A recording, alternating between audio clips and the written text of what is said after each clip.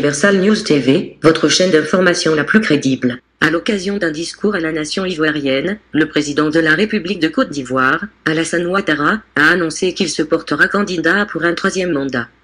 En fait, ce jeudi le 6 août 2020, Alassane Ouattara, dans un discours radio-télévisé, a annoncé que suite au décès de son candidat à la présidentielle, et compte tenu du court délai qui sépare le pays de la prochaine élection présidentielle fixée au 31 octobre 2020, il a donc décidé de présenter sa candidature pour un troisième mandat. Selon l'opposition ivoirienne, Alassane Ouattara n'a pas le droit de se représenter. Le docteur Bertrand Tassinda est revenu sur cette actualité pour livrer son analyse. Écoutons maintenant le décryptage du docteur Bertrand Tassinda sur le volte-face d'Alassane Ouattara. Suivons. Bonsoir et bienvenue à tous. Dans cette émission donc, du Mérite panafricain, nous allons dans la compréhension de ce qui a poussé justement Alassane Dramane Ouattara, après avoir annoncé qu'il ne sera pas candidat à l'élection présidentielle d'octobre prochain, ce qu'il a poussé hier au cours de son adresse à la nation ivoirienne, en prélude à la célébration du 60e anniversaire de l'accession de ce pays à l'indépendance, ce qui l'a poussé à annoncer sa candidature, et ce qui fait couler beaucoup d'encre et qui engrange déjà des mobilisations et des manifestations.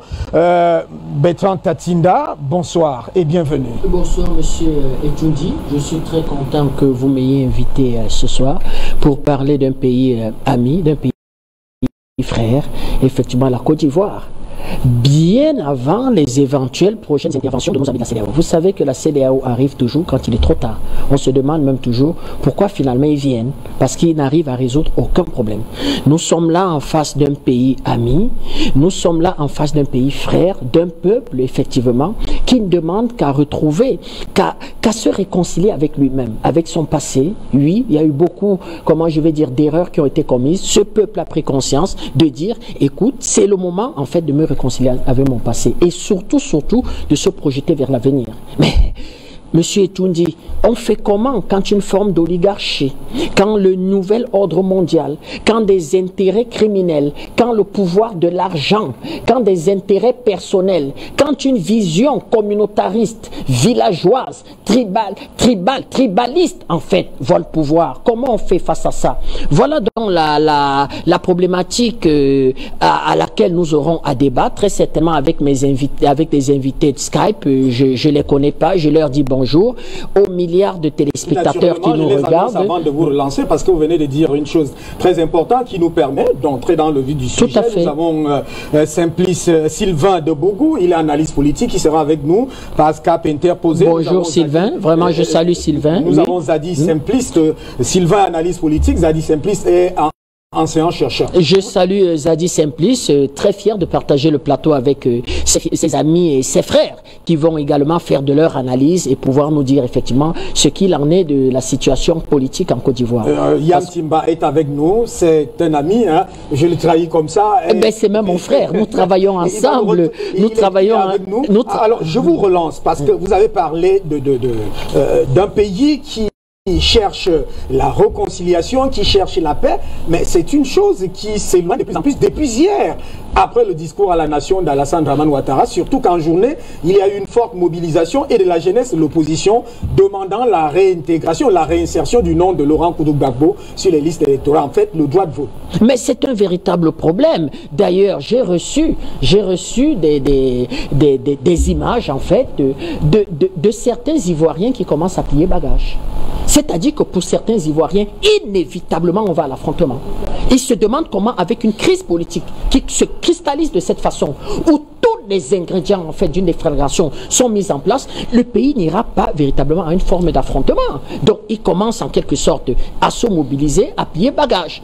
Nous allons lancer un appel à nos frères ivoiriens, parce qu'il faut quand même être responsable, de leur dire que frères ivoiriens, quel que soit la crise politique que vous vivez aujourd'hui, détruisez pas votre pays.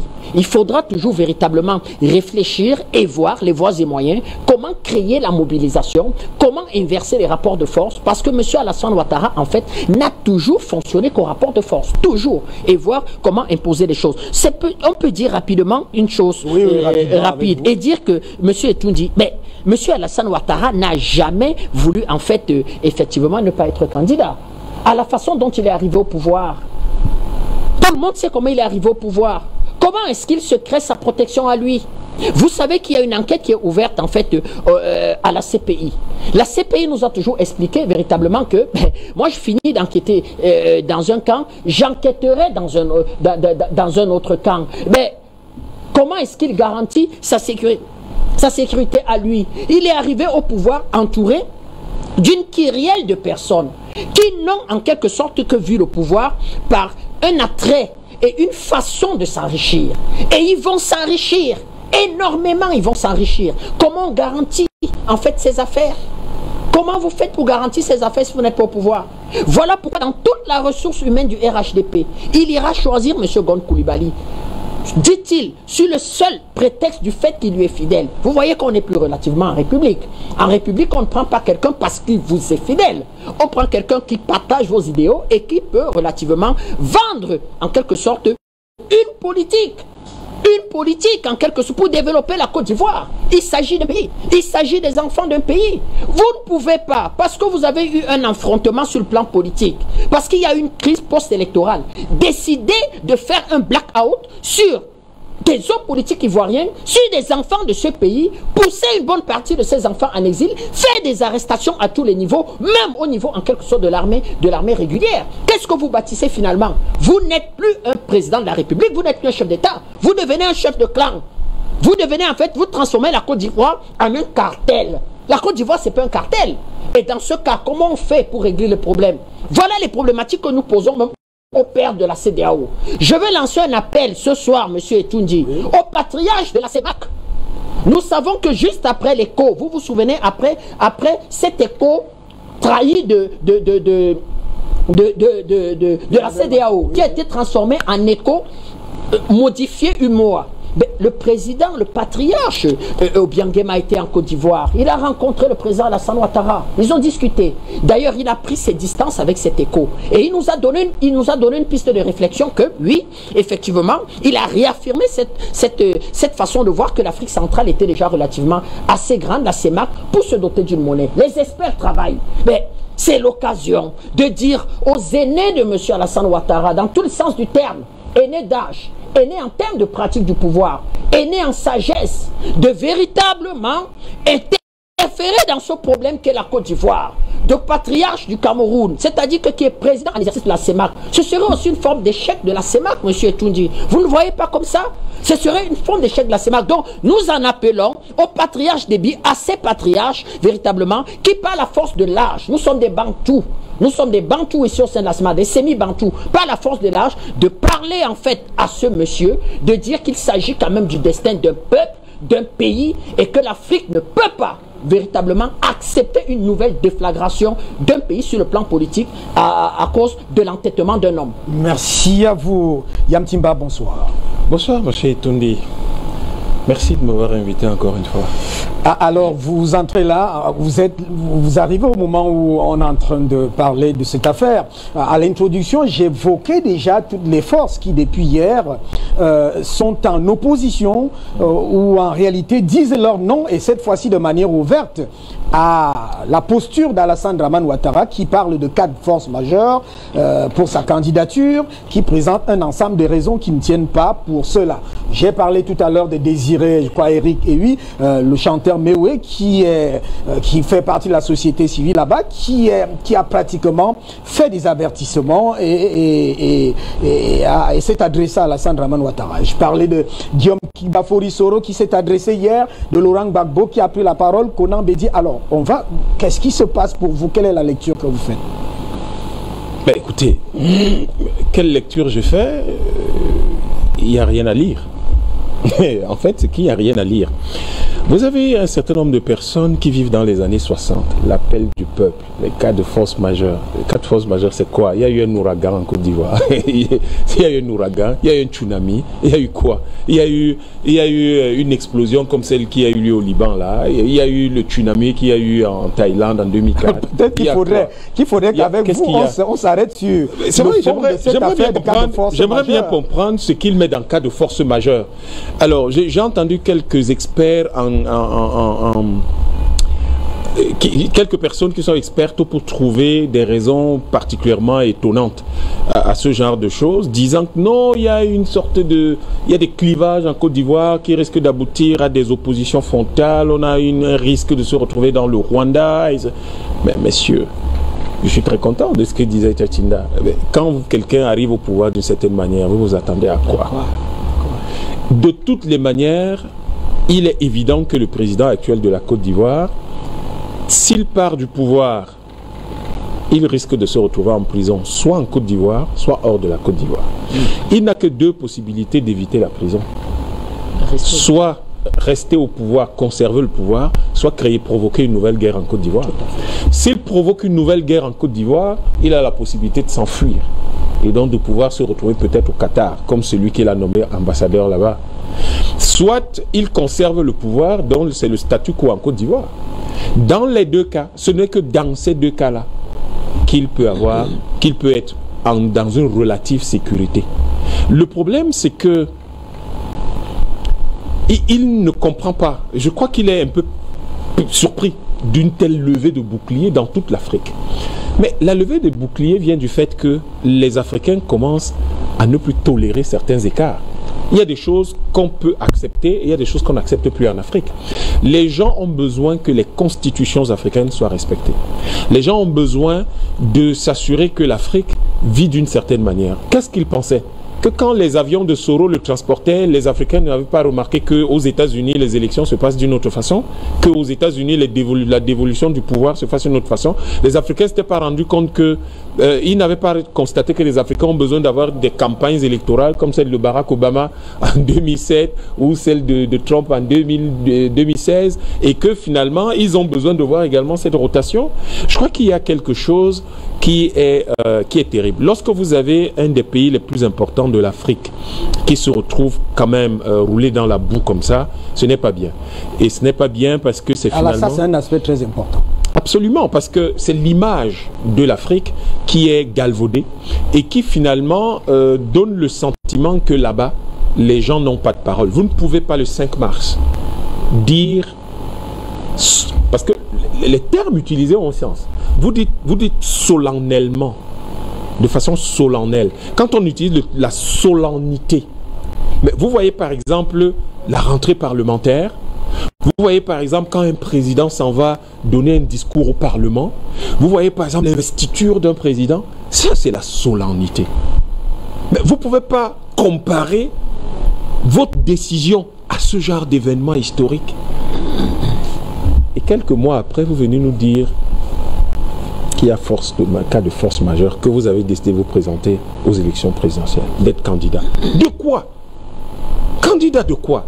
Mais de deux choses, soit vous avez ravalé votre fierté, vous n'en avez jamais eu, soit vous êtes dans une situation telle que, en réalité, vous ne croyez en aucun des mots que vous prononcez, et donc, nous comprenons mieux dans quel état d'esprit vous êtes arrivé. Vous êtes peut-être arrivé au pouvoir parce que vous vouliez le pouvoir, mais vous l'avez exercé pendant 10 ans.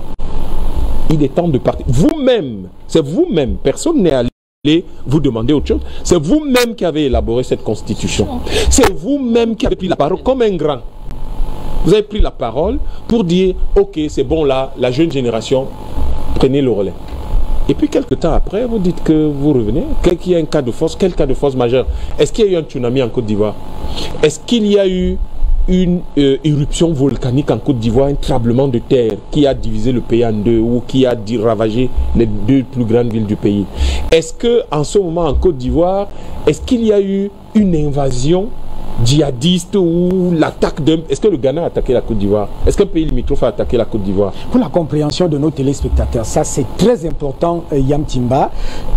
Avant de prendre Sylvain de Bougou et justement Zadi, Simpli Zadi, alors quel est le contenu ou le contenant, je ne sais pas, ou l'essence de ces mots de cas de force majeure? Qu'est-ce que l'Africain, en fait, l'opinion doit comprendre? En réalité, l'opinion, vous savez, l'opinion c'est aussi nous, vous voyez, et nous n'y comprenons rien justement.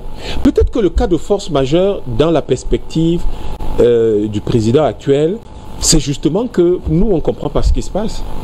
Parce que Cas de force majeure veut dire quelque chose de précis. Ça veut dire que vous avez un événement extraordinaire, exceptionnel, imprévu, soudain, qui se produit et qui bloque, perturbe le déroulement normal des événements qui étaient prévus.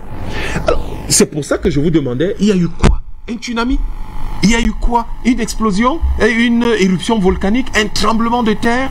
Qu'est-ce qu'il y a eu? Il y a eu des inondations qui ont, couvert le quart ou le tiers de la Côte d'Ivoire. La Côte d'Ivoire est attaquée par un de ses voisins, il y a une guerre. Qu'est-ce qui se passe? Est-ce que l'armée a décidé de faire un coup d'État? En fait, on ne comprend rien. Donc, ça aurait pu être des cas de force majeure. Mais manifestement, sauf si vous et moi, on n'a pas encore ces informations-là. C'est pour ça que je vous pose la question, puisque j'ai envie que nos téléspectateurs, que le monde entier comprenne quand même cette affaire de cas de force majeure, selon les images que vous évoquez, qui sont à la dimension d'une nation, cas de force majeure. Oui. Je n'en vois pas. Je n'en vois pas actuellement en Côte d'Ivoire, sauf si son commanditaire ou c'est-à-dire que celui qui dirige le pays, l'un des pays qui l'ont aidé à se porter au pouvoir, qui a réagi en disant il trouve que c'est sage qu'il se soit présenté. Moi, je peux en une phrase parler de cas de force majeure, c'est qu'il se susurre, il se susurre que certains responsables anciens comme zone, anciens militaires de cette rébellion criminelle, qui auraient été portés à la tête d'unités militaires, n'accepteraient pas quelqu'un d'autre à la présidence que M. Alassane Ouattara. C'est-à-dire que pour eux, leur sécurité passe par M. Alassane Ouattara. Pourquoi? Parce qu'ils estiment que c'est M. Alassane Ouattara qui peut négocier auprès de Paris, auprès de la CPI, pour qu'il n'y aille pas. Donc, on se rumeur, les rumeurs courent. Pour l'instant, nous parlons de rumeurs, mais je reçois beaucoup d'informations de la Côte d'Ivoire. Les rumeurs courent que, à la limite, ils auraient expliqué qu'ils sont prêts à prendre leurs responsabilités. Rappelez-vous le coup d'état de M. Bédier. À prendre leurs responsabilités. Sauf que j'aime les précisions. Je reviens à prendre leurs responsabilités, ça veut dire que interférer sur le plan militaire, en quelque sorte, dans le jeu politique en Côte d'Ivoire. Souvenez-vous que comment parle le président Bédier? Le président Bédier parle d'une revendication salariale de prime. Ça en arrive au général Gueye, qui était pratiquement déjà en retraite et qui va, comment je vais dire, canaliser ces jeunes et dire accompagnez-moi à la maison de la radio pour que je fasse une annonce. C'était la fin du général Gueye. Donc, cas de force majeure, il parle en fait à Macron. C'est pour ça que Macron répond immédiatement. Cas de force majeure. En parlant d'une décision historique. Sauf que. Est-ce qu'il tient l'armée? Est-ce qu'il tient cette comme zone pour l'instant? Ça bouillonne en Côte d'Ivoire. Sauf que là, je veux prendre. On va aller vers Sylvain de Boubou tout à l'heure. Et Zadi Simplice, on sort avec vous. Sauf que là, nous sommes en communication et nous voulons comprendre les faits. Et la compréhension des faits exige donc qu'on précise leur essence et leur définition. Très bien. En fait, vous avez touché le mot. Parce que j'attendais qu'il ait fini. Oui, tout à fait. Pour dire, mais ce serait très grave si c'est sur la base de supputation. Des rumeurs, voilà. De supputation et de rumeurs que quelqu'un déclare un cas de force majeure. Parce que le cas de force majeure, c'est factuel. C'est pour ça que je parle de faits. C'est pour ça que j'ai dit, merci pour le mot que vous avez utilisé, parce que c'est ça que j'avais sur la langue. Oui. C'est les faits. C'est factuel. Quand vous avez quelque chose qui est constatable, à ce moment, on dit un cas de force majeure. Or, ce n'est pas la situation actuellement en Côte d'Ivoire. Seulement, il y a même là un aveu de faillite, si jamais ce genre de choses arrivait à se réaliser. Vous êtes arrivé au pouvoir, vous avez 10 ans pour négocier, vous organiser, vous entendre et préparer l'avenir. Et 10 ans après, vous n'avez pas pris la peine de discuter avec vos comzones. Et ça, c'est encore quelque chose d'autant plus grave que ce que vous évoquez. Donc, il y a un dialogue entre deux personnes qui ne sont même pas ivoiriennes et qui décident de l'avenir de la Côte d'Ivoire. L'un qui dit il y a un cas de force majeure, l'autre qui dit c'est une décision historique. Mais il y a quand même là quelque chose qui ne va pas. Merci à vous. Alors, on va, je le disais tout à l'heure, désirer Eric Ehui, de son nom d'artiste, chanteur ivoirien très connu, c'est le pape du Zoblazo, un créateur des danses. Mais oui, il a pratiquement pris position de manière ouverte. On va l'écouter, on prend cet élément pour revenir sur ce plateau. À tout de suite. Excellence, Monsieur le Président de la République de Côte d'Ivoire, Monsieur Alassane Ouattara. Je viens de suivre l'intervention télévisée qui confirme votre candidature à un 3e mandat aux prochaines élections présidentielles, contrairement aux engagements que vous avez solennellement pris devant le peuple ivoirien. Toute ma vie d'artiste, au nom de ma loyauté, j'ai milité pour le peuple. J'ai milité pour les plus faibles.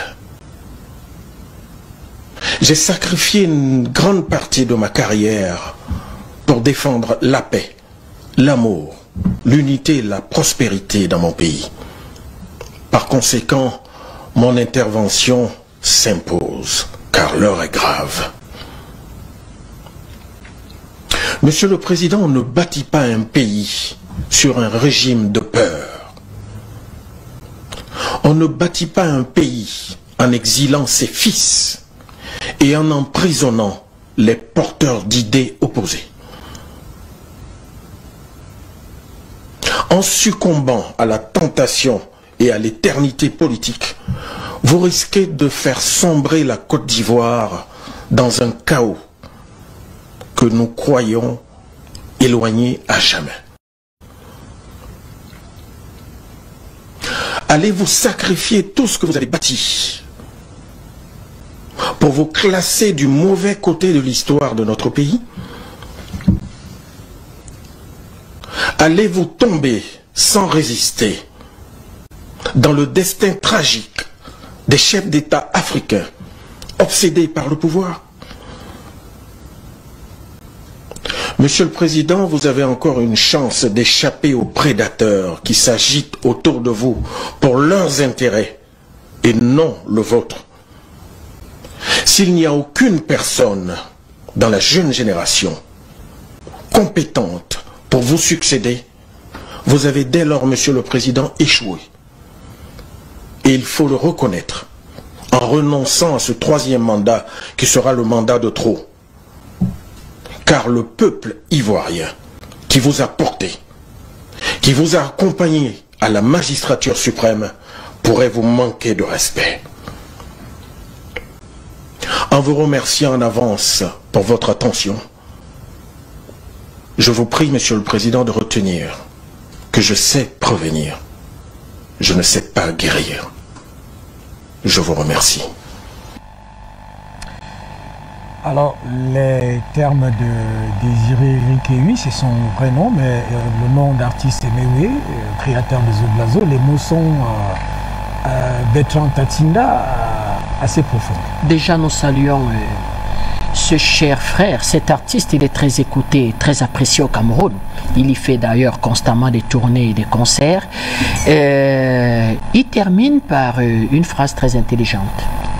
Et d'une grande sagesse et d'une grande portée. Je sais prévenir, mais je ne sais pas guérir. Et il ne devrait pas seulement, c'est une phrase dont relativement même les responsables de l'Union africaine devraient faire, s'en approprier. Le président de la commission, on aurait dû voir depuis pratiquement hier un balai diplomatique se mettre en place. Vous vous souvenez quand on va faire ce qu'on va appeler le coup d'état scientifique à M. Mugabe? Tout le monde va défiler au chevet de M. Mugabe pour lui demander d'accepter sa condition, de partir du pouvoir. M. Ouattara même ira jusqu'à donner des conseils à M. Mugabe. Que patriarche, il faut partir du pouvoir. Ne vous accrochez pas à cette histoire. Regardez où on en est. Regardez où on en est. La diplomatie africaine ne bouge pas. Personne ne se déplace. Personne ne se déplace.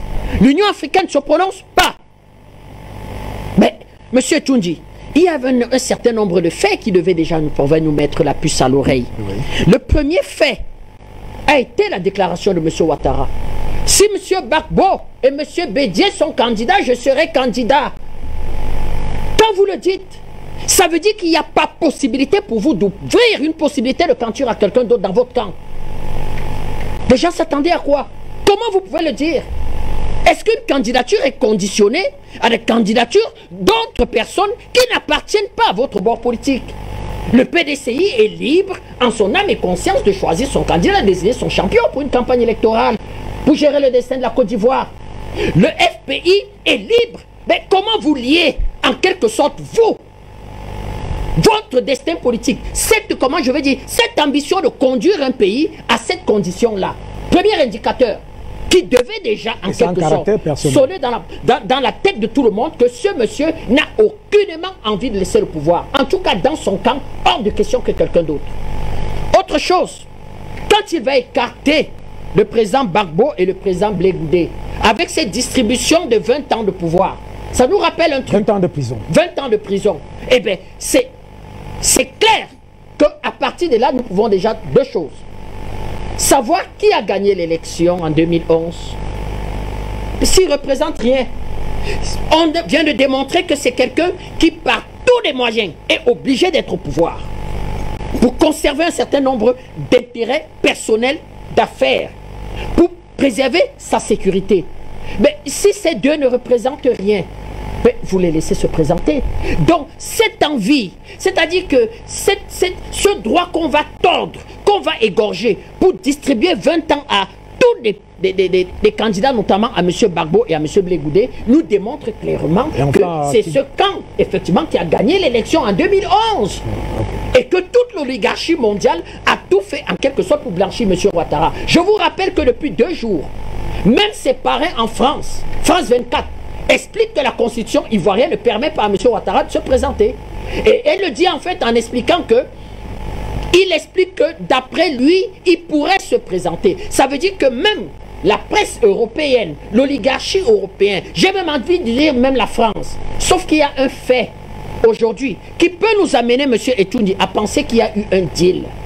C'est-à-dire que moi, je pense que la France a dû dire à M. Ouattara, au vu de l'évolution du procès du président Gbagbo et de Blé Goudé, que cette histoire-là, nous ne sommes plus prêts d'assumer cette histoire-là. Je crois qu'il faut partir. Et il va en quelque sorte obéir à ses maîtres. Voilà pourquoi Macron va réagir immédiatement après la première déclaration de M. Ouattara de ne pas se présenter. Ben, il y a eu cette histoire entre-temps de l'écho.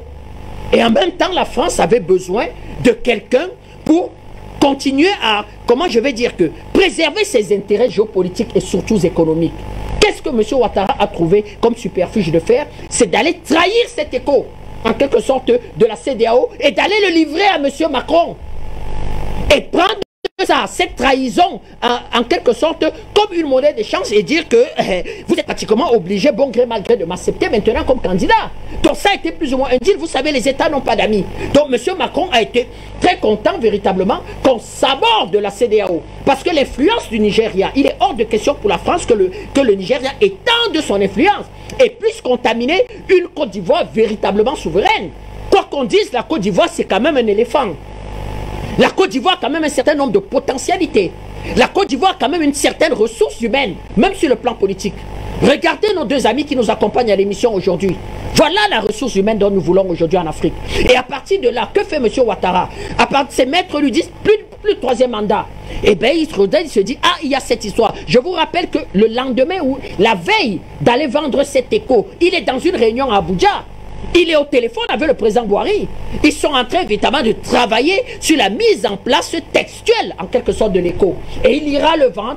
Tout le monde a été ahuri de voir M. Ouattara avec M. Macron, M. Ouattara en train de vendre cet écho. Je crois que c'est là qu'il achète tacitement l'acceptation d'une certaine oligarchie européenne et même française de pouvoir encore en quelque sorte se présenter. Voilà ce qu'on peut dire, ce qu'on peut dire rapidement de cette histoire. Mais il faut se poser des questions parce que nous avons eu, comment je vais dire, que un combat Gbagbo contre Ouattara Bédié.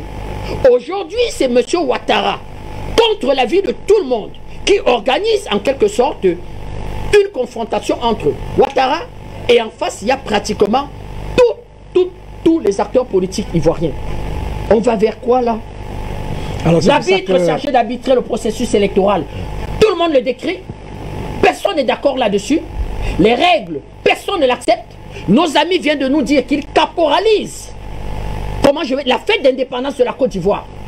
Beaucoup, le président Houphouët s'est battu pour que la Côte d'Ivoire soit indépendante. Donc il caporalise, c'est-à-dire que la fête de l'indépendance de la Côte d'Ivoire est faite pour vendre cette fumisterie sur le plan politique. Mais comment quelqu'un peut manquer autant de dignité et ne véritablement pas vouloir donner une chance à la paix. Mais qui a marabouté ce monsieur au point qu'il s'entête, bon gré, mal gré, de ne vouloir donner aucune chance à la paix à ce pays qu'on appelle la Côte d'Ivoire?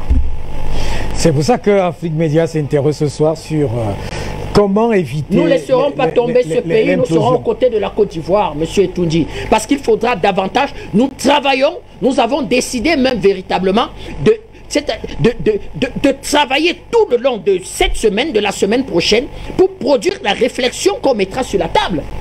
Parce qu'il s'agit de mettre des voies et moyens pour contrecarrer cette ambition funeste. La Côte d'Ivoire ne peut plus, sur les 5 années à venir, être le paillasson d'une certaine oligarchie financière qui a décidé véritablement de piller ce pays et de laisser la quasi-totalité des Ivoiriens dans une misère indescriptible. Elle ne peut pas se permettre en ce temps de vitesse. Certaines personnes nous préparent déjà le Covid-20, M. Etunji. On nous explique que les brevets du Covid-20, du Covid-21 sont déjà en marche. Et comment la Côte d'Ivoire fera face à ça? Vous voyez, c'est là les enjeux. Merci. Alors, Yam Timba, comme je le disais tout à l'heure, il faudrait quand même qu'on s'arrête sur les concepts et qu'on s'arrête sur un ensemble d'images. On a déjà vraiment balayé cette affaire de coup de force majeure. Il n'y a pas de cas de force majeure dans cette affaire. Si on veut rester dans la gestion factuelle et même objective.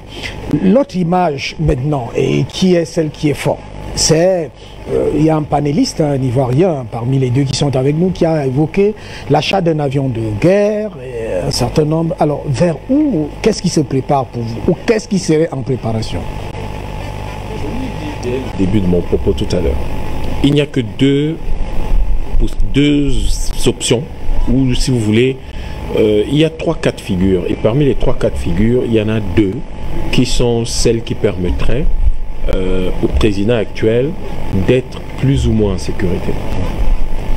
La première, c'est de conserver le pouvoir. Donc, tant qu'il reste président de la République, il est en sécurité, ou relativement en sécurité. La deuxième option, c'est de mettre la Côte d'Ivoire à feu et à sang.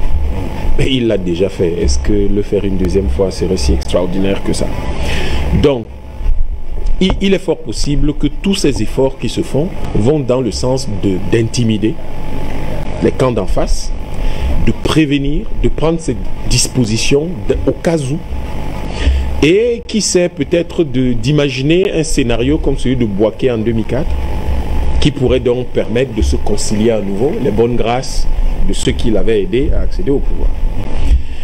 Je pense que ce qui se passe là, en ce moment, beaucoup de gens pourraient se demander, mais pourquoi des gens dans les pays qui, dans leur pays, n'ont peut-être pas de limitation de mandat, ou alors ont réglé cette question et aujourd'hui on peut se présenter autant qu'on veut là-bas. Mais pourquoi est-ce qu'ils s'intéressent tant à la Côte d'Ivoire et en parlent avec autant d'emphase, avec autant d'énergie?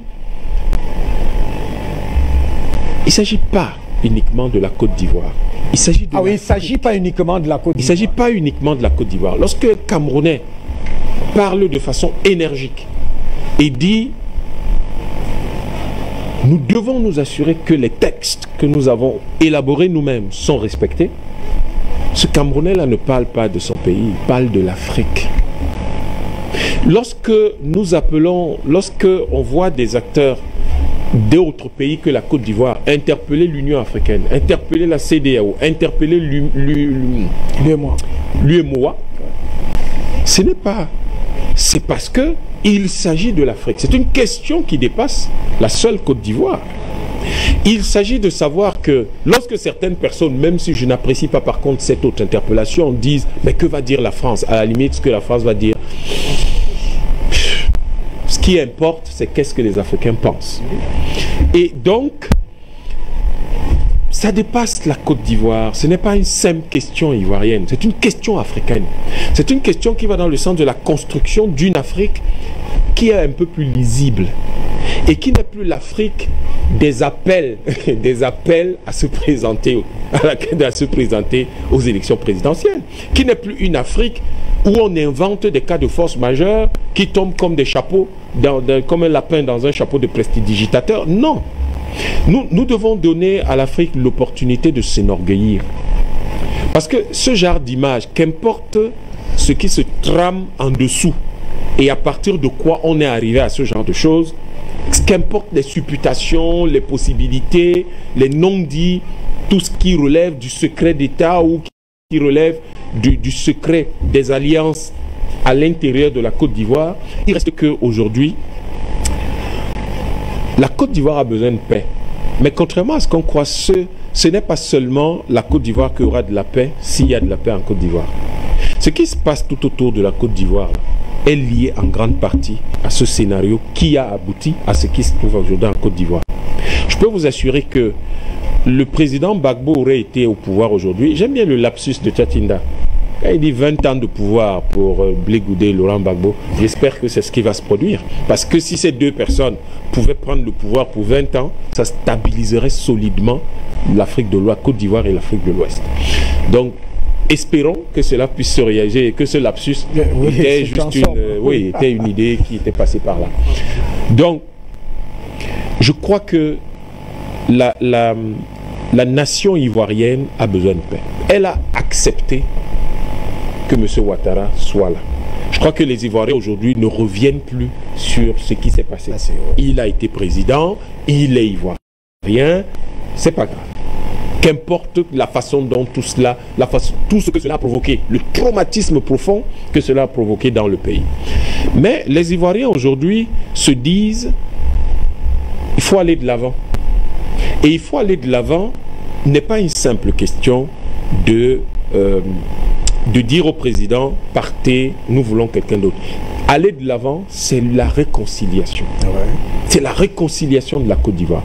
Or, pour que la Côte d'Ivoire se réconcilie avec elle-même, quand on a besoin de réconciliation, un certain nombre de personnes ont besoin de céder sur un certain nombre de choses pour qu'il y ait réconciliation. Les Ivoiriens, j'ai pas forcément le sentiment qu'ils en veulent particulièrement à Ouattara aujourd'hui. Je crois que beaucoup ont avalé la bile et ce qu'ils veulent, ils en veulent à l'histoire et ils veulent reprendre l'initiative historique. Ils veulent que leur personnalité historique qui a été perturbée, secouée depuis 25 ans, soit reconstituée et se remette en marche. Ils ont besoin que la capacité politique extraordinaire qui a été celle de la Côte d'Ivoire pendant les dernières années de Houphouët et qui a abouti de façon absolument originale à l'arrivée au pouvoir du président Gbagbo, ils aimeraient que cette capacité politique se remette en place et conduise à la Côte d'Ivoire et ramène la Côte d'Ivoire dans ce qu'elle a de plus grand, c'est-à-dire un pays qui tire les autres, qui intègre les autres et qui permet à toute la région de se développer. Et quoi qu'on dise, les engagements et les compromissions, malheureusement, de ceux qui sont arrivés au pouvoir avec M. Ouattara sont tels qu'ils ont quand même eu 10 ans pour les gérer. Mais j'ai comme le sentiment qu'il y avait tellement de contradictions entre eux-mêmes qu'ils n'ont pas pu gérer tout cela. Et aujourd'hui, c'est le peuple ivoirien qui doit encore porter le fardeau. Est-ce qu'il serait compréhensible que les Ivoiriens aient encore des centaines de morts, des milliers de morts? Et je suis très surpris que toutes les grandes organisations internationales qui pérorent dès qu'il y a le moindre petit incident quelque part ne disent rien. Ça, ça ne rentre pas dans le cadre des droits de l'homme, ça. Le respect de la Constitution, le respect de la vie des Ivoiriens, mettre la vie des Ivoiriens en danger, ça ne fait pas partie de la gestion des droits de l'homme. Je ne les entends pas parler. Mais il y a quelque chose d'assez grave en Afrique qui est en train de se produire, c'est que il y a des dispositions claires dans les textes de l'Union africaine qui disent on n'accepte pas un certain nombre de choses. On a vu l'Union africaine se lever pour demander que certains présidents ne se représentent plus. On a vu en Guinée la réaction de la classe politique africaine, des institutions africaines. Pourquoi il n'y a aucune réaction? Pourquoi c'est si plat? Pourquoi c'est si calme? Je n'arrive pas à comprendre ce qui se passe. L'Union européenne, pourquoi elle ne réagit pas? Elle si prompte à donner des leçons aux Africains. Pourquoi elle ne réagit pas? L'ONU, la fameuse ONU, dont M. Ouattara est la pupille, parce que s'il arrive au pouvoir, c'est grâce à l'ONU et à Choi. L'ONU, finalement, n'a rien à dire. L'ONU n'a rien à dire là. Est-ce que les pays comme les organisations comme le SENSAD, tous ces G5 Sahel, tout ça, il n'y a rien à dire? Je pense qu'il faut... Ce n'est même pas une question simple. Ce n'est même pas véritablement seulement, ce n'est pas seulement une question de respect des textes. Parce que là, on a vu la question de respect des textes. Mais il y a ce qu'on appelle la question de l'opportunité historique. Est-ce qu'aujourd'hui, il est opportun, au regard des tensions qu'il y a en Côte d'Ivoire, que le président actuel se représente, est-ce qu'il ne pourrait pas sacrifier à cette... Méoué appelait ça tout à l'heure, la soif de pouvoir. Oui. Est-ce qu'il ne peut pas sacrifier, il en a quand même eu pendant 10 ans, est-ce qu'il ne peut pas sacrifier un peu de cette soif de pouvoir pour dire à la Côte d'Ivoire, vous avez fait de moi un Premier ministre, vous avez fait de moi un président de la République, ben, je vous dis merci, je m'en vais et je vous laisse votre pays, je vous laisse la Côte d'Ivoire, j'ai fait ce que j'ai pu, maintenant je vous laisse continuer en espérant que vous allez parler, que vous allez pouvoir y arriver. Et beaucoup de gens se sont demandé les circonstances dans lesquelles le Premier ministre actuel a été nommé à ce poste. On comprend très bien, on a très bien constaté qu'il a été nommé à ce poste dès qu'il a soutenu l'hypothèse de la candidature de M. Ouattara. Et ça veut dire qu'il y a eu donc des discussions et cela indique clairement qu'un certain nombre de questions graves qui ont lieu actuellement en Côte d'Ivoire, la question de la drogue, les questions des menaces entre la classe dirigeante et les différentes factions. Oui. Vous vous souvenez que dès qu'on a annoncé la question de la drogue, il y a eu une attaque djihadiste dans le Nord. Ouais. C'était pas gratuit. C'était un message qui avait été passé à un certain nombre de personnes. Et vous savez également qu'il y a une enquête américaine en cours et qui se fonde sur les accords que la Côte d'Ivoire a avec les États-Unis. Mais il y a également cette affaire de la CPI. Peut-être même qu'à la limite, ce serait peut-être pas le cas le plus, la considération la plus grave, quand bien même ils diraient qu'ils vont peut-être pas faire cette enquête, faute de preuves, faute de moyens ou pour 1000 raisons. Mais je pense que le problème de fond, c'est qu'aujourd'hui en Côte d'Ivoire, il y a une classe politique qui ne veut pas, qui continue à s'enfermer dans le passé.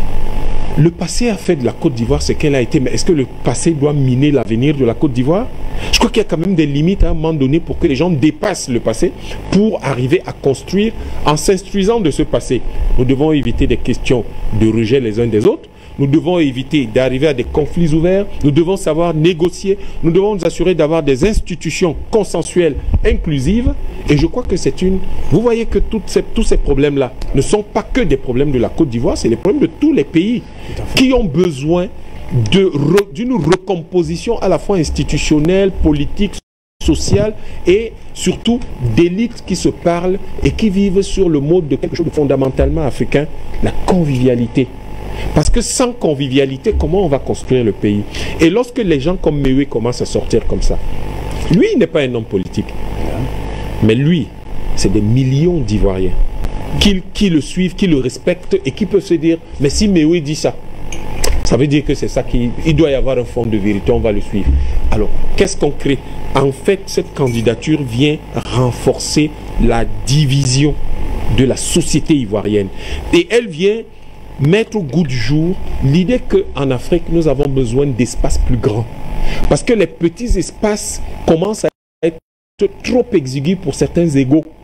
Et nous devons avoir probablement des espaces un peu plus grands pour atténuer ces égos à l'intérieur. La CEDEAO constituerait un espace un peu plus viable qui ferait que certains égos n'auraient pas la capacité de le remplir. Et en restant donc des gens, en mettant des gens dans ce type d'espace qui sont un peu plus grands, dans ces grands ensembles, on arriverait à se soucier moins de ce que pense le président de la France pour la Côte d'Ivoire, parce qu'il ne pourrait plus penser pour la CEDEAO. Et qu'on le veuille ou pas, qu'on veuille protéger l'éco, qu'on veuille protéger les nouveaux gisements de pétrole ivoirien ou les différents minéraux qui sont contrôlés par un certain nombre de personnes, il va rester que aujourd'hui, M. Etoundi, je pense, c'est vraiment le fond de ma pensée. On sort par là? Absolument, le fond de ma pensée. Je crois que ce que je pourrais dire aux Ivoiriens, c'est que, ayant regardé leur pays évoluer depuis 10 ans, j'ai le sentiment que peut-être qu'il faudrait que toute l'opposition ivoirienne se réunisse. Parce que si les Ivoiriens sont 20 à aller voter, il est fort possible que leur vote soit détourné. Peut-être qu'ils sont 1000 au lieu de 20. il n'y aura pas moyen de détourner leur vote. Je crois qu'aujourd'hui, pour éviter le conflit, pour éviter l'explosion, parce qu'en fait, pour éviter cette implosion qui vous semble être quelque chose, le risque auquel ils sont exposés, peut-être qu'il faudrait qu'ils se disent, ok, il est temps de rebattre les cartes, il est temps de tout remettre à plat, et donc, coalisons-nous, l'opposition ivoirienne, mettons-nous ensemble, et mettons fin à ça. Allons aux élections, battons-nous pour avoir 80% des suffrages. Quand quelqu'un a factuellement 80% des votes, vous ne pouvez pas truquer cette élection-là. Vous êtes obligé de vous plier. Et donc, s'ils réussissent à le faire à ce moment, ils reprennent la Côte d'Ivoire et ils la réorganisent. Et ils jouiront d'une légitimité telle que la vraie indépendance de la Côte d'Ivoire pourra être célébrée. Merci. L'indépendance qu'on a célébrée aujourd'hui, en fait, la commémoration du 60e de Bertrand Tatinda. On vient quand même, le maître Léonard Sanjou va nous faire des précisions en tant que juriste et avocat. L'anticonstitutionnalité de ce mandat, il est constaté pratiquement. Je crois que tout le monde le dit. Tout le monde le dit. Je vous ai dit en fait que cette oligarchie qui a installé M. Alassane Dramane Ouattara au pouvoir et monsieur avec ses complices ont poussé même M. Ouattara à faire cette modification constitutionnelle. Mais M. Ouattara va faire cette modification constitutionnelle et pour lui, il expliquait à l'époque que c'était pour moderniser les institutions en Côte d'Ivoire, qu'il fallait aérer les institutions, il fallait les moderniser et que ça pouvait permettre d'arbitrer le jeu politique, le jeu étatique et toutes les institutions, réguler en quelque sorte la vie des institutions en Côte d'Ivoire sans qu'il y ait plus de problème. D'où vient-il qu'il soit le premier à violer cette constitution? Mais des gens font parler les meilleurs constitutionnalistes ivoiriens qui expliquent en fait cette constitution, en fait l'objectif de cette constitution, tant en fait, comment je vais dire que dans l'esprit véritablement que dans la forme. Monsieur Léonard Sanjou, en fait, cet avocat va revenir là-dessus. Mais comment quelqu'un peut violer sa constitution? Le président Bédier le dit, il parle de l'article 113. D'autres évoquent un certain nombre d'articles. Mais il passe de ça autre à profit. C'est parce que effectivement, il y aurait des garanties données à M. Ouattara. Pour l'instant, nous ne savons pas encore de qui, parce que nous suivons et nous regardons avec beaucoup d'attention le comportement de l'Élysée. Mais quand on regarde en fait dans la CEDEAO, regardez la CEDEAO. La CEDEAO, c'est crise sur crise. Le Mali, c'est plus un État, c'est un État faillite. Regardez la situation au Burkina Faso. Regardez c'est-à-dire que cette ambition de la force du G5 Sahel, elle n'est jamais partie plus loin véritablement qu'une définition sur le papier. Jamais, jamais. Elle a eu nommé un chef d'état-major, mais ce chef d'état-major n'est pas opérationnel. Il n'a pas pu nommer, comment je vais dire, que des chefs opérationnels sur le terrain. Est-ce que la CEDEAO peut se permettre encore d'avoir une nouvelle crise pour un pays majeur, ayant en son sein un pays majeur comme la Côte d'Ivoire? Je rappelle quand même que si vous prenez une CEDEAO unifiée, pacifiée, véritablement avec une activité économique bien menée, correcte, la CEDEAO, c'est quand même la 19e puissance, elle va caracoler à 850 milliards de dollars de produit intérieur brut. Largement devant la Turquie, pratiquement la 19e puissance économique mondiale. Certains projettent même qu'une CEDEAO véritablement pacifiée et projetée sur les 30 ans à venir pourrait venir tutoyer la 13e place. Mais monsieur Etoundi, vous croyez que quand on fait ce genre de projection, ça intéresse les prédateurs?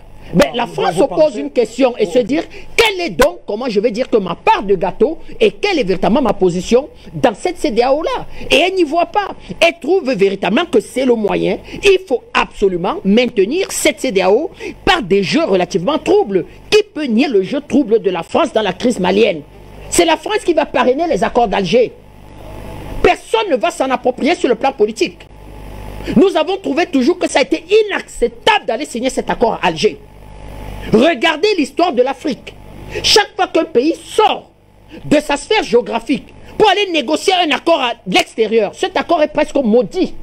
Je ne connais pas de cas où ça a apporté la paix. C'est dans votre pays, en communion avec vos ancêtres, avec votre passé, avec votre façon de voir, avec les enfants du pays que vous signez un accord. Ils vont aller à Alger, mais tout le monde le sait. C'est Paris qui va demander à Alger de sous-traiter cette histoire. Pourquoi? Pourquoi? Parce que Alger ne va jamais assumer le service après-vente. Alger ne va jamais s'y mêler. Mais la crise malienne, vous ne la réglez pas sans avoir véritablement, sans intégrer un pays comme l'Algérie. Donc j'explique tout ça pour dire que la situation de la Côte d'Ivoire, effectivement, il y a un acteur, il y a des mains noires qui poussent M. Ouattara à continuer à maintenir la CEDEAO dans ce chaos général. Nous l'avons vu avec l'ECO. Et quand il faut chercher cet accord, on regarde sur le plan monétaire. Eh bien, on regarde l'ECO. On voit comment, effectivement, un pays a manœuvré avec un acteur leader de l'UMOA pour faire exploser cet ECO qui aurait créé une véritable zone d'intégration au sein de la CEDEAO. Et pourquoi même plus tard, dans un avenir lointain, mais pas tout à fait lointain, intégrer même un pays comme le Maroc dans cette union monétaire. Rien du tout. Et qui était derrière cette histoire? C'est la France. Donc moi je crois effectivement qu'il y a des forces en France qui font pression même sur le président Macron. Parce que les forces de l'argent, le grand capital, le 440, ben, c'est eux qui vont installer Macron à l'Élysée. Et c'est eux aussi qui sont en mesure de dire à M. Macron, effectivement, nous, nos intérêts passent encore par ce monsieur à partir du moment où il nous donne ses gages. À partir du moment où il nous vend cet écho, c'est que CFA bis, ça permet, et vous savez que le CFA, cet écho-là, n'aura en fait que, comme grand gagnant, que les intérêts français et ce que j'appelle l'oligarchie franco-libanaise. Voilà comment moi je vois cette histoire. Et là, l'Afrique se retrouve encore une fois en face de la France. Qu'est-ce que l'Union africaine fera?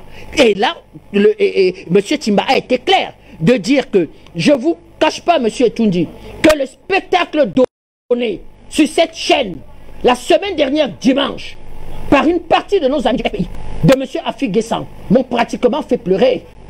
M'ont pratiquement fait pleurer. Parce qu'on voit, en quelque sorte, une partie du FPI qui veut prendre le risque de faire tout capoter comme M. Timba. C'est-à-dire de permettre à M. Alassane Ouattara. On en a pleuré chez nous, on a eu mal.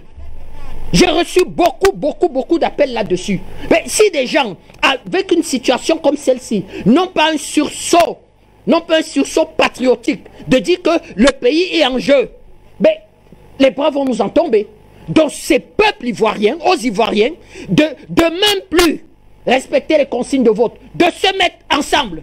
Aujourd'hui, il n'y a pas de différence entre un enfant ivoirien PDCI, un enfant ivoirien FPI, un enfant ivoirien même, comment je vais dire, GKS, Guillaume Soro, Kibafouri, vous connaissez en fait toute la rancœur et le mal que ça me fait de le dire. Mais qu'est-ce qu'on fait?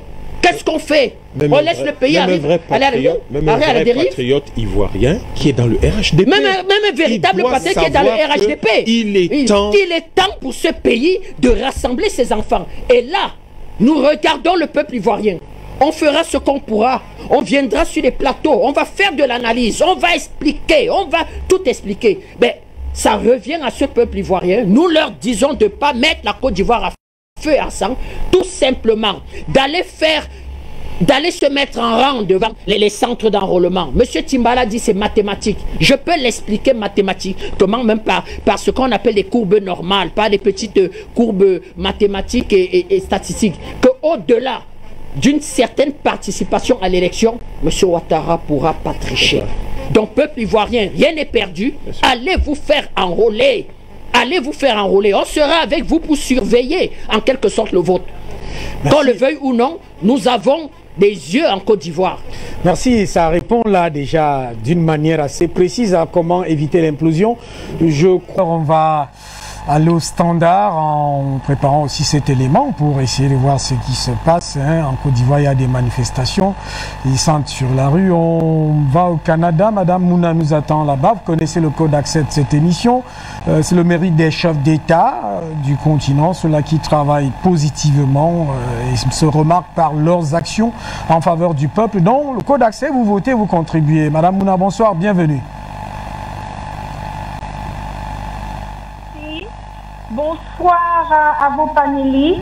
Mon nom c'est Mouna, j'appelle du Canada, je suis ivoirienne, 100%. Bon, écoutez, moi j'ai essayé plusieurs fois d'être enrôlée ici, ça n'a pas marché. Mais c'est plutôt des étrangers qui sont enrôlés ici. Donc, vous voyez, M. Dramane Ouattara il n'est pas pour la paix, il est pour la violence, il est pour la brutalité. Donc, moi, je dis aux Ivoiriens, à tous les Ivoiriens partout dans le monde entier, ok, nous devons agir maintenant. Voilà, parce que l'heure est grave. Nous avons assez discuté, nous devons agir. Et comment nous allons faire ça? Nous allons aller tous à une date qui sera vraiment lancée dans tous les ambassades de France. Voilà. Parce que ce sont eux qui sont venus déposer Dramane Ouattara en Côte d'Ivoire. OK? Et nous sommes prêts. Cette fois-ci, au début, les Ivoiriens n'étaient pas prêts. Mais cette fois-ci, nous sommes prêts. Voilà. Nous sommes prêts parce qu'actuellement, c'est la guerre entre les Ivoiriens et les Burkinabés comment on appelle, qui vivent en Côte d'Ivoire. Voilà. Parce que ce n'est pas croyable, ce n'est pas possible que le président Laurent Gbagbo, OK, doit quémander son passeport. Tous les Ivoiriens doivent être en colère pour ça, ok? Dramane Ouattara n'est pas ivoirien, mais il a un passeport diplomatique, ok? Comment il s'appelle, le criminel Compaoré? Il n'est pas ivoirien, mais il a un passeport diplomatique. Donc, allez-y comprendre quelque chose. C'est la haine actuellement, ok? Et si les Burkinabés vivant en Côte d'Ivoire ne peuvent pas dénoncer ça, mais ne vous en faites pas, on va régler ce problème-là. Et nous n'allons même pas aller aux élections. Nous, tous les Ivoiriens doivent chasser Dramane Ouattara. Et puis, au niveau des opposants, si vous ne voulez pas vous associer pour pouvoir prendre un seul représentant qui va faire face à M. Dramane Ouattara, alors là, j'appelle à tous les militaires ivoiriens, parce que vous savez que les militaires en Côte d'Ivoire ont été infiltrés. Il y a des étrangers qui font partie des militaires ivoiriens. Les militaires ivoiriens vont jamais tuer les Ivoiriens. Donc ceux qui vont tuer les Ivoiriens, ce ne sont pas les militaires ivoiriens, ce sont les étrangers. Donc les militaires ivoiriens, si Dramane Ouattara vous donne de l'argent, bouffez cet argent-là, mais protégez votre population, s'il vous plaît. Prenez cet argent, bouffez cet argent, mais protégez votre population. Et j'aimerais dire à la fin que si vraiment ça tourne mal, j'espère qu'un militaire ivoirien prendra vraiment la relève pour être même président, pour mettre de l'ordre, parce que nous devons chasser tous ces Burkinabés. Merci et bonne continuation. On ne va pas quand même avancer avec vous dans cette affaire de guerre entre Ivoiriens et Burkinabés. C'est un peu déplacé, ça n'entre pas dans nos considérations. Merci, on vous remercie. On va aux États-Unis pour prendre Madame Priska qui nous attend là-bas. Madame, bonsoir, bienvenue. Le code d'accès, vous votez, vous contribuez. Peut-être que la réalisation va nous faire défiler tout à l'heure ces différents chefs d'État qui sont dans la course du mérite panafricain, mérite qui valorise leur action, leur réalisation, leurs options, leur politique en faveur des peuples d'Afrique. Chère Madame, bonsoir. Madame Priska, bonsoir et bienvenue. Bonsoir à tous les compatriotes sur le plateau de télé. Bonsoir aux panélistes, Bernard Antida et son collègue. Bonsoir à tout le monde. Et vous savez, comme je l'avais dit ce matin, nous, on n'a pas pu s'enrôler, on n'a pas pu nous enrôler. Sinon, pas moi personnellement, mais tous les Ivoiriens qui sont ici n'ont pas pu être enrôlés. Apparemment, il faut voyager, il faut aller à Ottawa pour pouvoir se faire enrôler. Donc, imaginez-vous 6 heures de trajet environ. Donc, c'est pas possible. Donc, on peut comprendre que ces Ivoiriens ne voteront pas. Moi, déjà, j'interpelle tous les Ivoiriens. Vous deviez sortir, aller manifester. Pourquoi? Parce que Venance Kona a dit sur, je ne sais pas si c'est France 24, que les Ivoiriens ne se trompent pas. Donc, et là, on constate que vous ne faites pas, vous ne sortez pas. Donc, c'est triste. Vous devez sortir en masse pour montrer au monde entier que vous n'êtes pas content de la gouvernance de ce dernier. Aujourd'hui, il y a une équipe qui s'appelle Dramane. On est d'accord, donc nous on va dire Dramane le Mossi. Ça aussi, il faut qu'il puisse l'assumer. On est d'accord, maintenant c'est Dramane le Mossi. On est d'accord. Pour dire simplement qu'aux Ivoiriens, sortez. Nous savons, moi personnellement, mes parents ont été menacés. En ce moment, il faut traumatiser. Tous les Ivoiriens sont traumatisés. Au-delà de la peur, je leur dis, Maman, papa, vous sortez, ils vont vous tuer. Vous ne sortez pas, vous parlez, ils vont vous tuer. Vous ne parlez pas, ils vont vous tuer. Vous faites quoi? Vous ne voulez pas qu'on parle? Ils vont vous tuer pareil. Ils m'ont dit non, non, non. Ce dernier, il va partir, t'inquiète pas. Tout ce qui perd simplement. Voilà. Il est là, il dit papa. Tu dis quoi? Vous dites quoi? Regardez, hein. Moi, je vous dis simplement que ce pays-là, on est parti, on vous a laissé ce pays-là. On doit revenir aussi dans le pays. Ça fait plus de combien d'années on est à l'extérieur? On n'a pas connu cette guerre-là. Et on vient de vous regarder, on ne peut même pas aller en vacances. Lorsqu'on part en vacances, vous êtes là, on n'est pas bien. On ne veut plus vivre cela. Il doit s'en aller. Il a violé la Constitution, il n'a rien à faire. Encore en Côte d'Ivoire, il doit s'en aller, tout simplement. Et puis je dis à la France. La France, tout, c'est aussi mon pays, hein. On est d'accord? Je dis à la France. Macron, toi avec ta vieille femme, toi tu demandes au président et au Moussi Dramane Ouattara de rester dans le pays des Ivoiriens. Il faudrait que ça s'arrête. Parce qu'en ce moment-là, moi je donne maintenant raison à Tourou Guillaume. Parce que là, je tourne. Tout ce que j'ai envie de faire, c'est d'avoir des âmes. Je vous remercie. Merci. On a là les images d'une autre manifestation qui s'est produite hier hein, avec l'opposition. Ce sont ces images. On reste encore un instant au standard avec les appelants. Une dame qui nous attend. Chère madame, bonsoir. Bienvenue au mérite des chefs d'État du continent. Code d'accès, vous votez, vous contribuez. Monsieur Etoundi, c'est Émilie, hein, c'est Émilie qui appelle depuis l'Allemagne. Ok, j'aimerais participer, hein, donner mon petit point de vue. Je salue tous les panélistes, hein, je salue tous les panélistes. Je vous salue, hein, monsieur, mon frère Etoundi. Écoutez, je comprends le problème de mes frères ivoiriens, mes frères et sœurs. Mais quand j'entends certaines personnes parler, je ris, excusez-moi. À chaque fois, je vois certains griots qui crient, qui donnent des leçons. Si les Ivoiriens pleurent, tout le monde sait pourquoi ils pleurent, monsieur Etoundi.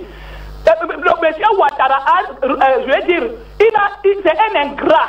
Il ne faut pas marcher ces mots, je ne l'insulte pas, c'est le président, mais il faut dire la vérité. Que ce soit le président Gbagbo a tout donné à ce monsieur.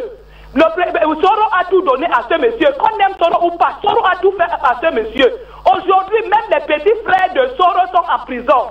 Ses partisans sont en prison. Quand j'entends certaines personnes parler, ils font la comparaison, ils insultent, demandez aux Ivoiriens s'ils savent qu'au Cameroun, il y a plusieurs médias où les partisans de certains opposants insultent le président, ça nous son épouse ouvertement, ils ne sont pas inquiétés. Et chaque fois, ils viennent parler de 38 ans. Houphouët-Boigny a fait plusieurs années, mais les Ivoiriens ne criaient pas comme ça. Donc quand ils pleurent, c'est par rapport à beaucoup de gens. C'est inadmissible que Compaoré peut avoir, comment on appelle ça, le passeport ivoirien, et le président Gbagbo n'en a pas, et Blé Goudé n'en a pas, ils sont à l'étranger. Et j'entends toujours les gens parler, Hubert et tout dit mon frère, les mêmes gens qui crient là, comme le président Ouattara dit qu'il ne se présentait pas. Demandez à votre, comment on appelle, le panéliste qu'on appelle Patient Parfendom. J'ai vu son post sur Facebook aujourd'hui. Ils ont chanté, ils ont insulté le président Biya. Ils ont dit comment on appelle Ouattara est bien. Voilà un homme, même s'il a fait quoi, vraiment c'est normal. Il n'est pas sorti. C'est-à-dire, c'est lui qui venait d'appeler là. Même Madame Tissé a dit ça aujourd'hui. Ils ont chanté les louanges de ce monsieur. Aujourd'hui, c'est eux qui viennent crier et demander aux Ivoiriens de sortir. Les Ivoiriens savent ce qu'ils font et ils vous le feront. Mais si c'est pour votre mentor là, ne vous en faites pas. Ici, vous perdez votre temps, insultez 38 ans.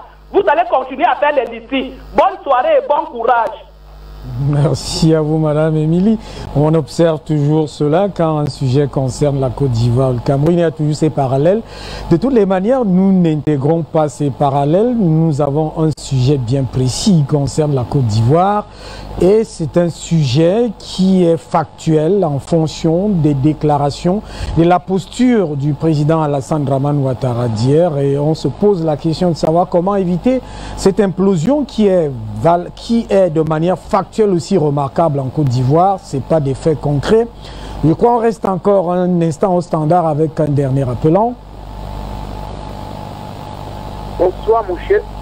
Et bonsoir. Bonsoir mon chef frère, je pose que la solution. Et allez-y, vous êtes à l'antenne. Avec ce problème, je vous dis, c'est non seulement constitutionnel, ça veut dire que la France permet maintenant à certains de nos États aussi, qui ont leur constitution, de passer par force. Voilà ce qui se passe derrière. Vous allez vous amuser alors que, et de Dieu, la Côte d'Ivoire est en train de perdre son territoire. Je vous prends un exemple.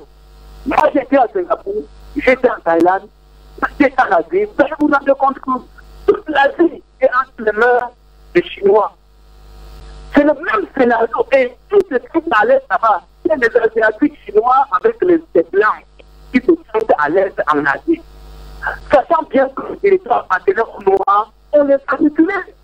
Et derrière sont venus les Chinois et sont venus les Blancs. Allez maintenant à Singapour voir un territoire qui appartenait aux Malais. Aux Malais, qui appartient sur le même scénario. Pour même Ouattara, on l'utilise.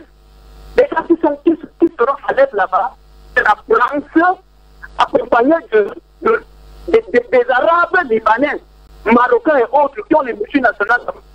Et ça va devenir comme un Eldorado. En même temps, on explique le Burkina et le Mali.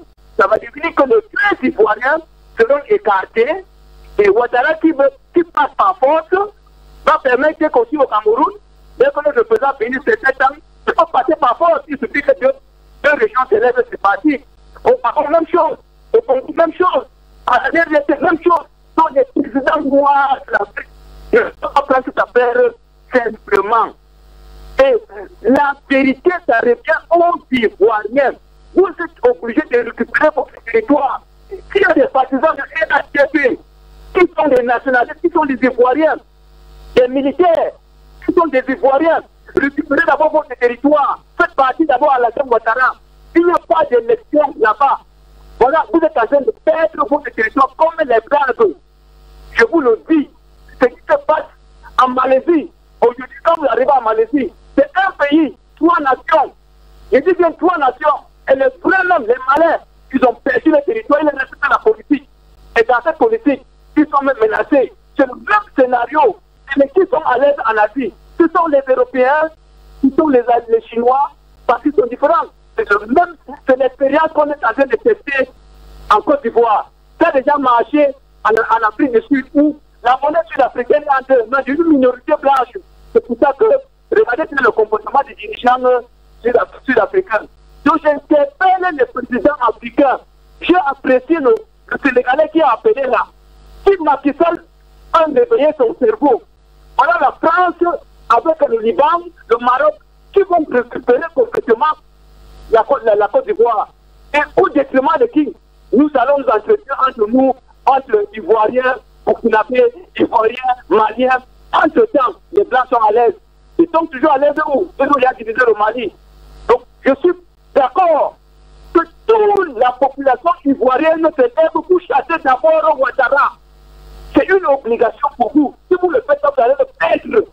Donc, que tu sois du RHDP, que tu es ivoirien, que tu es dans l'armée ou la police, que tu es ivoirien, vous devez vous organiser pour récupérer votre territoire. Et vous devez avoir des caméras pour filmer. Quiconque tue un ivoirien, ça va permettre qu'on pourra déposer des plaintes dans les différents pays noirs pour les arrêter tous. Donc, c'est Burkinabé qui accepte la même chose si j'arrête le jeu. On profite de la France. C'est malheureux. Et c'est aussi malheureux pour Ouattara. Puisqu'à la fin, qui va gagner? C'est la fin de Ouattara, c'est une blanche qui va gagner. On va l'arrêter, on va arrêter par Kayoko. Les biens sont partis. Donc, bravo pour les Ivoiriens, ne vous laissez pas faire. Et s'il n'y a pas d'élection, et si Afin Guetta va jouer le même jeu, il faut l'arrêter.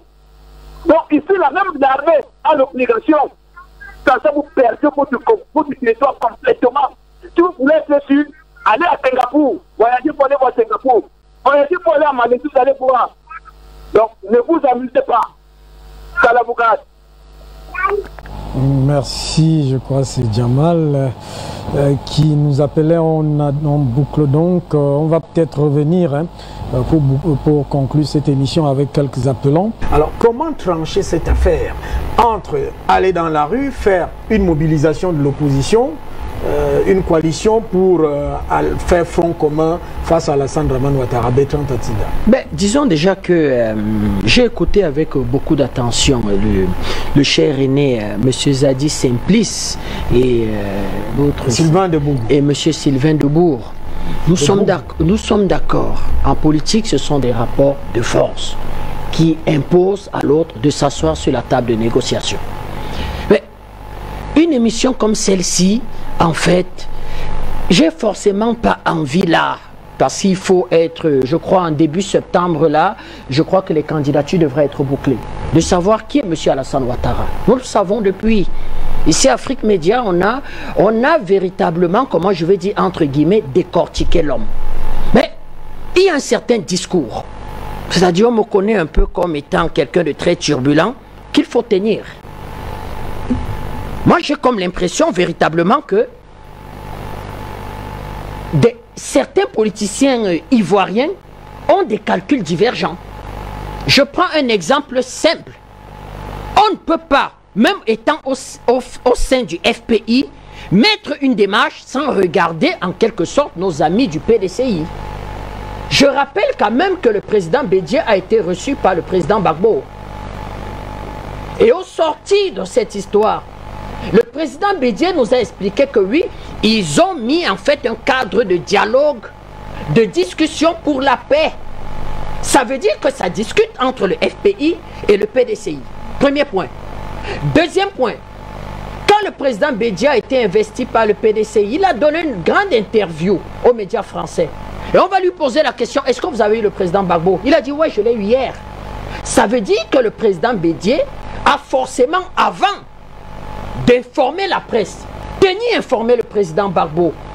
Et dans cette interview, il va dire qu'il va à l'élection pour gagner. Le président Bédié, lui, il va à l'élection. Le président, nos amis du PDCI vont à l'élection.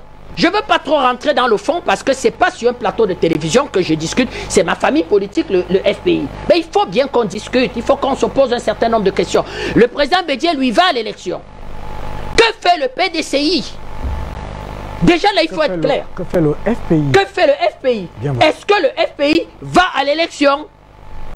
Est-ce que la stratégie, à partir du moment, on est tous d'accord, c'est le b.a.-ba de la politique. À partir du moment où, on le sait, la CEI roule pour M. Ouattara, tout le monde le sait.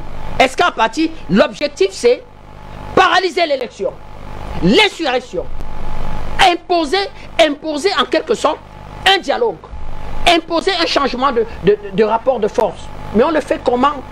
Jusqu'à quand? Parce que les délais vont courir. On le fait comment? Est-ce qu'on le fait avec nos amis du PDCI? Jusqu'à présent, il n'y a pas les cadres du PDCI qui demandent de descendre dans la rue. On va me dire que nous, on ne s'occupe pas de la cuisine interne du PDCI. Est-ce qu'on a donc la capacité, véritablement, le FPI, tout seul, de paralyser en quelque sorte le jeu politique en Côte d'Ivoire? Pour vous, c'est qu'il y ait une fédération de l'opposition. Oui, mais et on a l'impression que cette opposition ne fédère pas. On ne peut pas se contenter de dire Ivoiriens sortez dans la rue, Ivoiriens sortez dans la rue, sans qu'il y ait une forme de coordination des leaders. Sortir dans la rue sans une forme de coordination des leaders. Tous les mouvements qui l'ont fait l'ont échoué. Je vous donne des exemples. Les gens sortaient dans la rue en Algérie. Et on expliquait surtout qu'il ne faut pas qu'il y ait des leaders pour coordonner cette histoire. Résultat des courses. Eh bien, c'est plus qu'un proche de M. Bouteflika. C'est-à-dire, ils expliquaient qu'ils vont changer le système. C'est véritablement un enfant du système qui va récupérer en fait les marrons du feu. Regardez en quelque sorte même les sorties dans la rue, en quelque sorte au Soudan. Mais c'est bien de sortir dans la rue, mais il faudrait que la classe ivoirienne, et là j'ai aimé en quelque sorte mon frère qui expliquait qu'il faut faire taire les calculs politiciens. Il y a des calculs politiciens. Quand M. Soro explique véritablement qu'il faut une unité politique, ça ne veut rien dire, je ne comprends rien. Il faut parler en français facile. On est à une phase où il faut parler en français facile. Il faut une unité politique. Si aujourd'hui, on lève la peine de M. Soro, il court à l'élection. Est-ce que M. Soro, en fait, parle d'unité politique parce que lui, il ne peut pas concourir? Si on lève en quelque sorte sa sanction, c'est-à-dire qu'on annule pas un jeu de rapport de force même, est-ce que M. Soro là ne va pas à l'élection? M. Soro va à l'élection. Est-ce que M.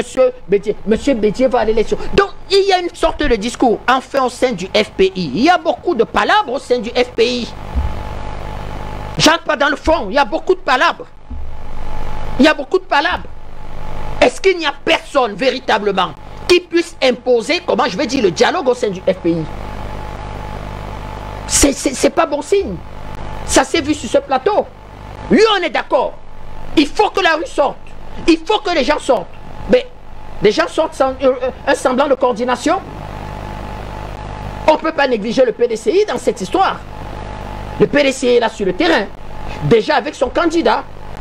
Il se prépare à y aller. On a suivi Nuit des Forces au cours d'une conférence. Ah, la Nuit des Forces, je veux bien, mais cette conférence, elle était assez gentille. Hein? C'est-à-dire que, oui, elle parlait, la jeune dame, effectivement, ça m'a même un peu fait sourire. Vous croyez véritablement que ça peut imposer un certain semblant de force? Ah, vous savez, souvenez-vous quand la France va déplacer les chars en direction de la résidence de Gbagbo. Qu'avait fait le général Blé Goudé? Oui, je l'appelle le général. Il était arrivé à la télévision. Ils peuvent même venir lancer cet appel à Afrique Média. Il avait demandé, si tu manges, laisse ton plat. Si tu dors, lève-toi. Parce qu'il était là, il coordonnait le mouvement. C'est-à-dire qu'il va lancer un mouvement qui va être coordonné, qui sera coordonné par lui. D'ailleurs, c'est ça qui lui vaut aussi même déjà, comment je vais dire, que le départ à la CPI. C'est-à-dire qu'on va estimer véritablement que, eh bien, c'est un chef de milice. Mais sauf qu'on ne va pas trouver d'éléments pour... Mais là, c'est à la limite les téléspectateurs. C'est à la limite les sympathisants du FPI.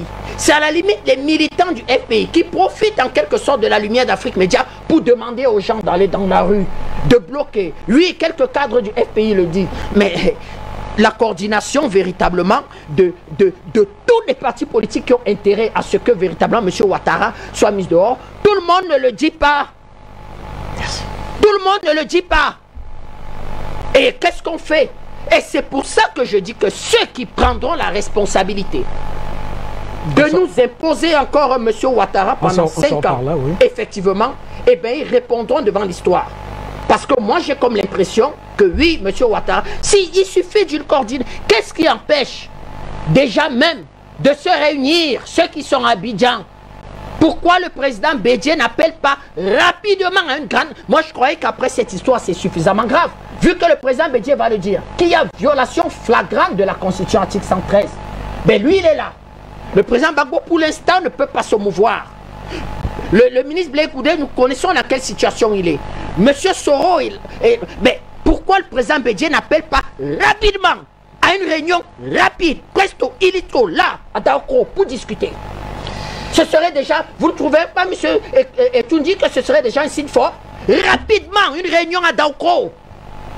Au vu de l'âge du président Bédié, il mérite ça. On doit aller vers lui, au vu de son âge. Rapidement, une réunion à Daoko. Il ne le fait pas. Il ne fait pas ça. Il ne fait pas ça. C'est pour ça que je dis qu'on va revenir. On est qu'au début de l'analyse. On est qu'au début de l'analyse. Je vais apprendre la constitution de la Côte d'Ivoire. On viendra ici décortiquer cette constitution. Donc, vous voyez donc à partir de là, ça sonne un peu comme une forme de cacophonie où des gens ont des actions qu'ils veulent bien, qu'il faille bien mener, mais en même temps, derrière, il y a un certain type de calcul. En même temps, ceux qui le disent au sein de la famille, ça ne va véritablement pas. Et à côté, effectivement, vous avez l'autre qui a dealé avec la France. Je rappelle qu'il y a des militaires français en Côte d'Ivoire. Il faut se prononcer.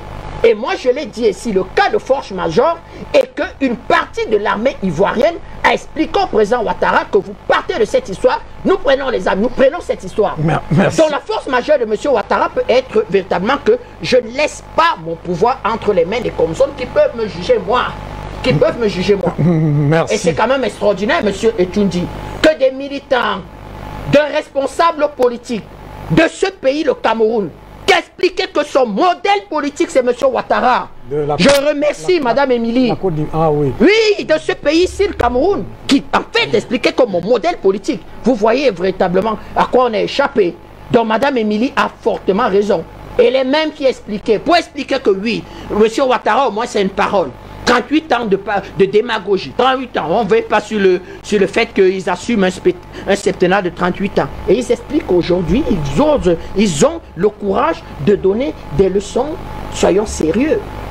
Alors que véritablement, ils votent pour quelqu'un qui nous explique ici au Cameroun que son modèle politique, sa vision politique, à la limite même, peut-être celui qui fonde son engagement politique, c'est M. Ouattara. Incroyable. Incroyable, monsieur Tundi. Merci Bertrand Tatinda. En tout cas, on est là que c'est hier que Alassane Dramane Ouattara a fait cette annonce. Aujourd'hui, ça a pris toutes ces tournées. Afrique Média reste. Tout à fait. Nous voulons voir toute la classe politique ivoirienne se réunir. Si ce week-end-ci, toute la classe politique ivoirienne ne se retrouve pas pour parler, merci. Nous aurons la dent dure. Parce que ceux qui prendront la responsabilité de nous remettre encore un Ouattara pour 5 ans. Merci. Alors, Yam, on va vers la conclusion de cette émission. Qu'est-ce qu'il faut dire aujourd'hui déjà, en dernier ressort pour aujourd'hui, parce que l'actualité reste de mise. Il est temps. Si les gens hésitaient encore, je crois que enfin le lièvre est sorti de son terrier. Donc, il est temps de prendre des décisions fortes. Le moment est venu de... Il n'y a plus beaucoup de temps. Les élections, c'est en octobre. Donc, il va falloir que les stratégies et même le calendrier des opérations soient arrêtés définitivement et qu'on se mette... et que tous ceux qui sont impliqués ou qui ont besoin, qui sont interpellés par cette nouvelle arrivée de façon incongrue et étonnante, mais quand même arrivée, que les gens prennent des décisions fortes. Il est clair que à partir du moment où le président actuel sera candidat, l'élection prochaine ne sera plus la même. La configuration n'est plus la même. Et je le redis, c'est mon point de vue. Je pense que les Ivoiriens ont là. Ça peut paraître quelque chose de terrible. Ça peut paraître qu'il y a tellement d'obstacles qu'on ne puisse pas aller aux élections. Ça peut paraître que, en fait, on va droit dans le mur parce que tout est fait pour que ce soit le candidat du RHDP qui puisse gagner. Mais vous savez, l'histoire a souvent de ces retournements inattendus qui ne peuvent sourire qu'à ceux qui prennent des risques. Parce que si en plus vous n'avez pris aucun risque, pourquoi est-ce que l'histoire pourrait vous sourire? Donc, je crois qu'il faut que les Ivoiriens, en tout cas l'opposition ivoirienne, fonce. Qu'elle aille vers les élections, mais elle a le temps de répondre à un certain nombre de questions stratégiques fondamentales. Ok, on y va. On y va comment? On y va ensemble ou on y va chacun de son côté, donc dispersé? Si nous devons y aller, quel est le discours que nous devons tenir pour mobiliser les Ivoiriens, pour nous assurer que la majorité des Ivoiriens pourra nous suivre? Quel marketing politique? Quels sont nos cibles? Quels sont nos objectifs? Ça va nous coûter combien? Par où il faut passer? Comment il faut y aller? La stratégie d'utilisation des médias. Aujourd'hui, je suis persuadé que l'essentiel des médias est favorable à une réorganisation politique de la Côte d'Ivoire, à une nouvelle classe ivoirienne dont les gens sont disposés à accompagner cette opposition ivoirienne. Malheureusement, ou non, enfin on ne va pas appeler le malheur, disons que restons positifs, on va dire, on espère que cette opposition va comprendre qu'il y a des moments dans l'histoire où il ne s'agit pas de devenir président. Il ne s'agit pas de gagner une élection pour soi. Il s'agit de transformer définitivement un pays et que devenir président est une revanche à prendre sur l'histoire, est une réorganisation de l'histoire, est la conquête d'une liberté qui a longtemps été fuyante et qu'on pourra peut-être avoir désormais grâce à cette nouvelle élection. Pour éviter cette implosion, il faut que ce soit la stratégie de fond, l'idée de fond, la vision qui doit animer l'élection actuelle doit être celle que le président Gbagbo a indiqué lorsque la première fois il est sorti de la prison à la CPI, la réconciliation, la main tendue. Nous devons nous réconcilier, nous devons nous regrouper, nous devons faire les choses ensemble et nous assurer que nous allons remettre la Côte d'Ivoire sur les rails. Beaucoup de gens vont vous dire oui, la Côte d'Ivoire, avec le président actuel, ils font 10% de taux de croissance, c'est quand même un cercle fermé dans le monde. Il faut pas, l'économie c'est pas comme ça. Ce n'est pas parce que vous avez eu un certain nombre de grands travaux qui vous donnent l'impression de tirer l'économie et vous croyez que oui, c'est pas ça. Est-ce que 10% là, ça veut dire que les Ivoiriens mangent mieux? Est-ce qu'il y a moins de microbes à Abidjan? Est-ce que les Ivoiriens sont mieux logés? Est-ce qu'il y a beaucoup plus d'Ivoiriens qui vont à l'école facilement, sans problème? Est-ce qu'il y a plus, les Ivoiriens ont 3 repas? Est-ce que les Ivoiriens se soignent mieux? Est-ce qu'aujourd'hui en Côte d'Ivoire, il y a la sécurité? On peut se déplacer, aller dans tous les coins du pays sans problème. Est-ce que les Ivoiriens se sentent en confiance? Est-ce que l'indice du bonheur des Ivoiriens s'est amélioré? C'est ça.